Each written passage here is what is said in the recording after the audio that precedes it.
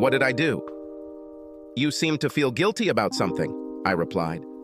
I feel guilty for turning you away from me, but how can I feel guilty if I don't know what I'm guilty of? She retorted. Well, think about everything you've done, say, over the past few months. If you can identify something that might be bothering me, we'll talk about it. If you can't think of anything like that, then it must be my fault.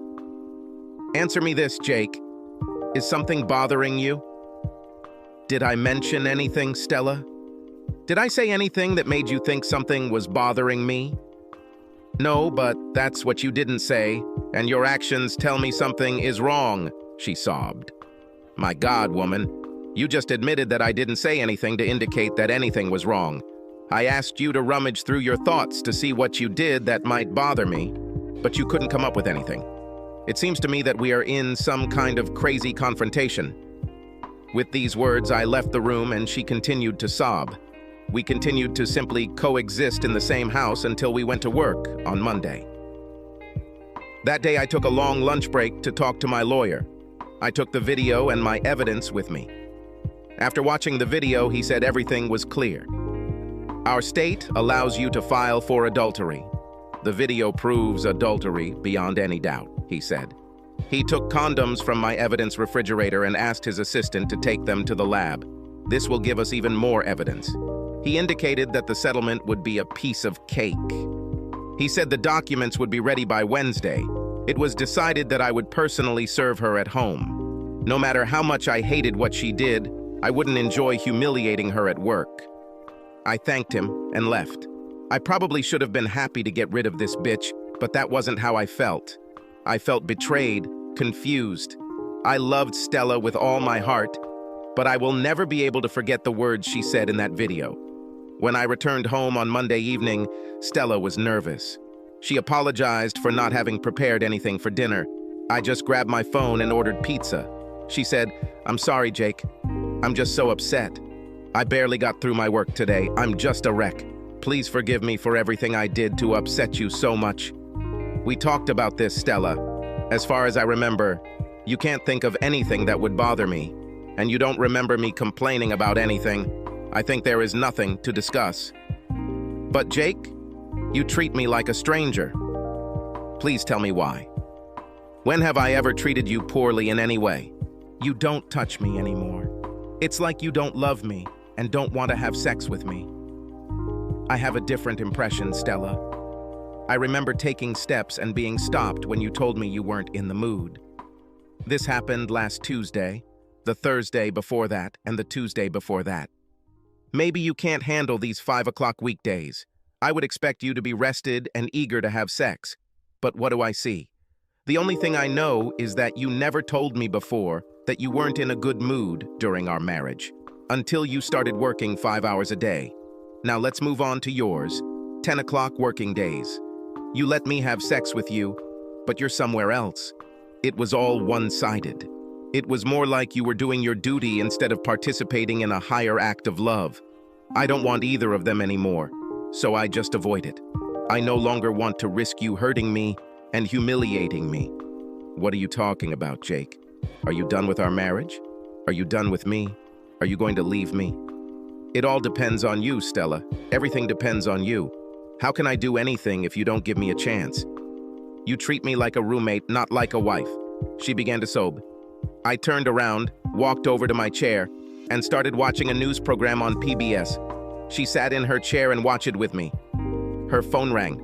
She said, "Honey, I have to answer." She walked into our bedroom and closed the door. I couldn't hear what she was saying, but I knew everything was being picked up by my modified smoke detectors. I connected to the base station using my laptop, grabbed my headphones, and started listening to her conversation in real time. She was talking to her cousins. They confirmed that they both heard her and that no one else was there. She said, "I have to cancel this. Jake is acting very strange. I don't know what he knows, but he knows something." "Are you sure he knows? Maybe he's just suspicious." "It does not matter. Either way, he cut me out of his life. We're just roommates, not husband and wife. He doesn't touch me anymore. I need to change this." "Fine. We'll miss tomorrow. Maybe things will get better by Thursday." "You don't understand what I'm talking about. I'm not canceling tomorrow. I'm canceling all of this. You know this won't work, Stella. You said it yourself. Now you live in two different worlds. You need them both. I think so. But one of these worlds is falling apart, and I need to put it back together. This is what I have to do. Everything else is consumable, but not my marriage. Don't show up tomorrow or any other time unless you call ahead. You can visit me at any time, only in the presence of Jake. I have to admit that she seems to be trying to hit the brakes. However, sometimes it's too late to do the right thing. Yes, that's right. Too late. When I returned from lunch on Tuesday, I received a call from Stella. She told me she was no longer going to leave early on Tuesdays and Thursdays. She told her manager that the new schedule didn't work for her, so he changed it back to 14 o'clock days from Monday to Thursday. She just needed me to know not to expect her to be home when I got there. I said, I thought you told me that management required this change. I'm surprised they changed it back at your request, especially so fast. I was surprised too, she answered. I thought maybe they understood how upset I was, but they didn't. They said they had been thinking about bringing everything back for quite some time. My request only accelerated this. Well, I'm glad it worked out. Thanks for letting me know. After we hung up, I began to suspect that this might be a cover for moving the orgy to another location. Maybe that phone call last night was a fake too. I knew what to do. I called her office phone. She answered after the second ring. I heard Mary and June talking in the background. She was at work, just like she said. I quickly came to my senses and said, I forgot to ask, do you want me to get us something to take out tonight? That would be great, thanks for thinking about it. No problem, see you later. It looks like her lies have turned into truths, as the song says. On the way home, passing by Marcy's gift shop, I noticed a beautiful sign in the window that read, Avoid even the appearance of indecency. I slowed down to take a closer look. Marcy herself came over to serve me. It was probably because I was in shape. Apparently, she read my badge when she said, There's a story behind this product, Officer Robbins. I told her I liked it because my boss, Sheriff Stevenson, often emphasized this point in our meetings.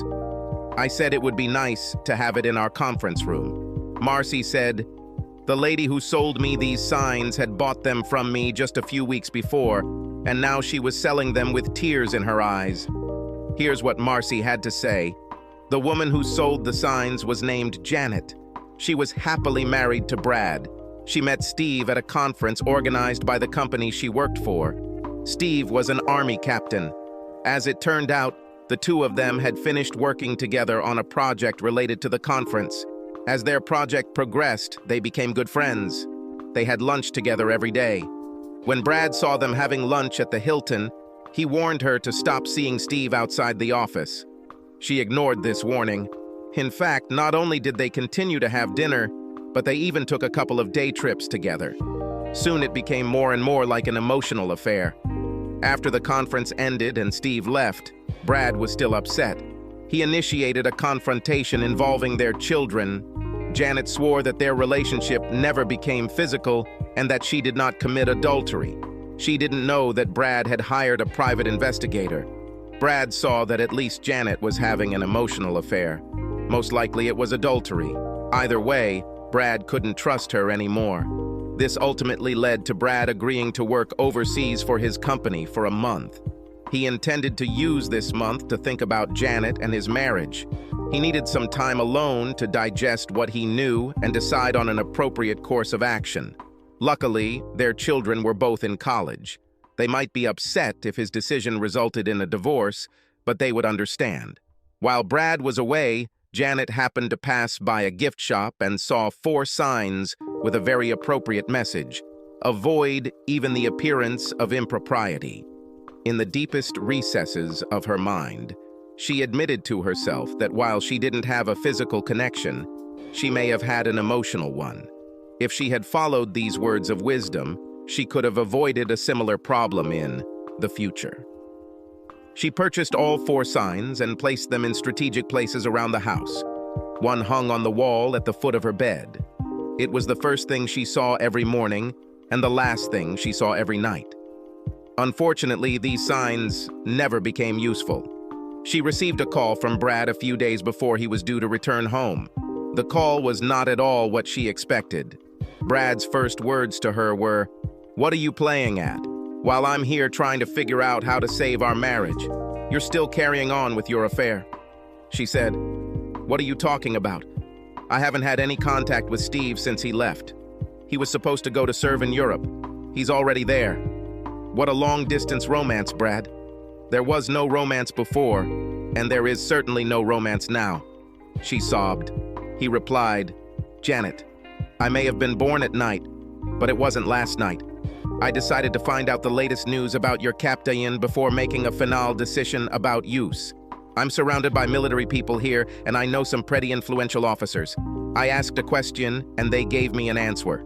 Your captain didn't go to Europe. He went to Fort Hood. So, let's see. It's about an hour from your house. How often does he make this trip? How often do you do it?" She wanted to tell him that she didn't believe what he was telling her, and that she never went to Steve, just as Steve never came.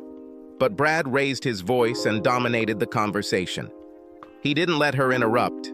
He said, "Janet, I've accepted a full-time job here. I filed for divorce. I'm asking for our assets to be split in half, except for your car and house. You'll get them right now. I don't think you can get a better deal than this one. Go to your captain and celebrate tonight. Sign the papers when they arrive." With these words, he hung up. After crying for a long time, she called Fort Hood's Human Resources Department. Brad was right. Captain Steve Snow was indeed there. He had been there for several weeks already. Soon she was on her way there, to Steve. She drove back to the gift shop and sold all 4 signs. She did the only thing possible, but there were tears in her eyes. It meant the end of something good that she couldn't protect. On the day the divorce was final, Steve's ring replaced Brad's on her finger. It was "Goodbye, Brad. Hello, Steve." She insisted on waiting until her marriage ended. Now that Brad was officially out of her life, she resented the fact that he didn't believe her. Tonight, she could crawl into bed with him instead of Steve. It was Brad's call, and he did it without giving her a chance. She didn't need a sign to remind her of how fragile marriage can be. She'd never forget it anyway. She has bought into this and will do whatever it takes to protect her second chance at a lasting union. When she finished the story, I thought Marcy was going to cry. I asked her if there was a story behind all her products. She said it probably was, but she didn't know most of them. I took one of the signs and handed her my credit card and said, "I'll take this one, Marcy. It is ideal for our conference room." She pushed my hand away, saying, "Your money's no good here, officer." I shook my head, saying, "I don't want to start by violating the message written on this sign. I'm paying for this, Marcy." She reluctantly accepted my card. When I got home, I hung the sign so that anyone who walked through our front door could see it. Stella will come in about an hour. Meanwhile, I connected my computer to the big screen TV in the office. It's time to shine a bright light on the darkness in our marriage. It's time to pull the plug. But first, she needs to know what she's missing.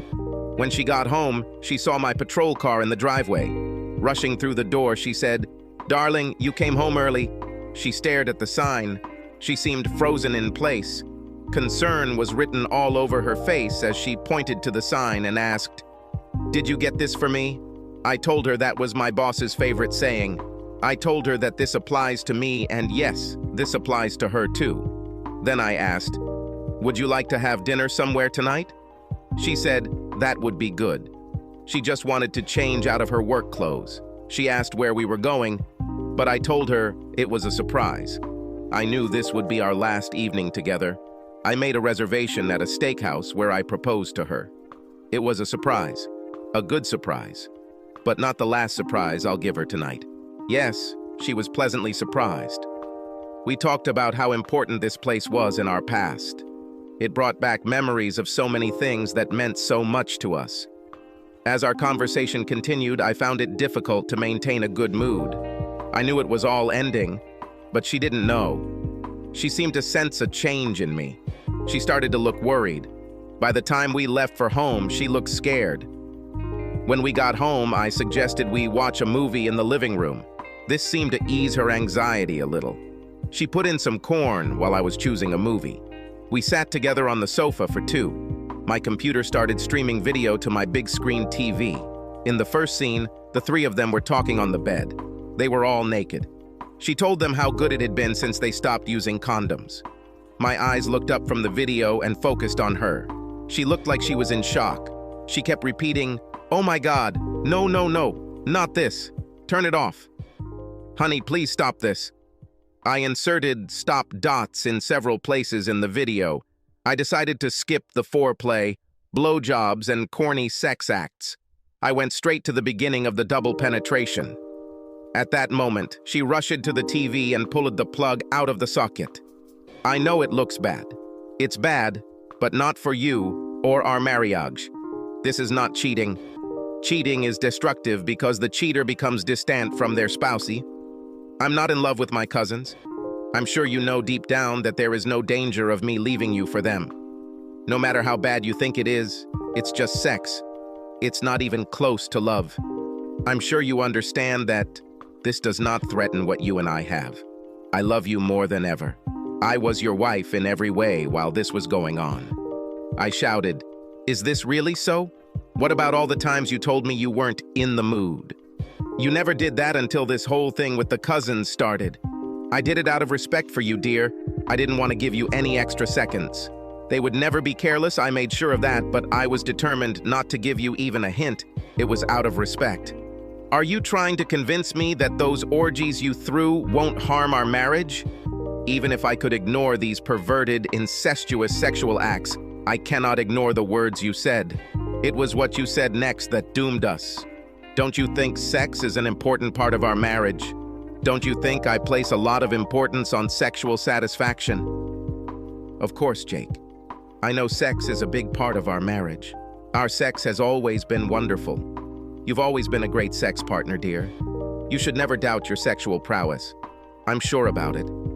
I told her that I knew she was lying to me. As she continued to say how much she enjoyed sex with me, I turned it back on and advanced the video to the last point. It showed a conversation that took place after sexual activity. Stella was saying, "You guys ruined me for sex with Jake. After what we do, sex with him is just boring. He doesn't excite me anymore. Sex with him is more like inadequate foreplay. I have to fake every orgasm with him since I've been with you guys. When I'm in bed with him now, I just try to get it over with as quickly as possible. I'm trying not to screw up and show how uninterested I am in sex with him. Poor Jake. I think he understands that not everything is fine. The last time we were together, after my first fake orgasm, he wanted to come again. I tried to immediately immerse myself in the afterglow. I like the afterglow. It helps me show him how much I love him. He was adamant about another round, so I pretended again. When he emptied his second pack into me, he simply got out of bed without experiencing a moment of that afterglow that I have always treasured. I think I need to be a better actress. I better take it up a notch with him. It's going to be hard to put on a strong reaction to such corny sex, but I need to do it. If I don't, I might lose Jake. I can't allow this to happen. Her cousins asked if she was sure I wouldn't be interested in joining them. She said, "I've told you guys over and over again that my husband is not into any weird stuff. He doesn't approve of unconventional sex of any kind. He would never condone what I do, let alone participate in this. He must never find out about us. Once he finds out, I can say goodbye to my marriage." I turned to Stella and said, "You knew how I felt about weird sexual acts, but you did them anyway. For me, our sex life has always been an important part of our marriage. So now you are saying that your unorthodox, bizarre, unusual actions have clouded and ruined your enjoyment of sex with me. The banal sex you share with me cannot live up to your new expectations. How do you think I can stay in this marriage, knowing how you feel about my lovemaking? In the future, every time you deign to have sex with me, I will think about what you said. These words will never leave my head. Well, don't worry about pretending with me anymore. You don't have to. With these words, I opened my briefcase and handed her the envelope with the divorce papers. You've been served. This is a typical, equally divided document covering everything we have accumulated together. However, you should hire a lawyer to protect your interests. From this point on, the discussion should be between lawyers. The movers took all my things while we were having our last supper, so the obstacle known as Jake is now gone from your life. I will no longer stand between you and your lovers. I won't disappoint you with a banal goodbye kiss. Enjoy your freedom to fuck whoever you want. Goodbye, Stella. As I approached the door, she ran up and grabbed me around the waist in a bear hug. She sobbed. I didn't mean anything by saying that sex with you was boring or trivial. I've already stopped what I was doing. It's over, darling. This will never happen again. I continued walking to my car, dragging it along the sidewalk. She didn't let go. Our neighbor, Sally, ran up and asked what was going on. Stella started telling her that we were going through difficult times. While they were talking, I took this opportunity to run to my car and drive away. I saw her in the rearview mirror. She ran behind my car and waved her arms. I turned the corner, and she disappeared from my sight and from my life. Stella tried to contact me twice. One day she came to my door and said that she had an idea on how we could get back together.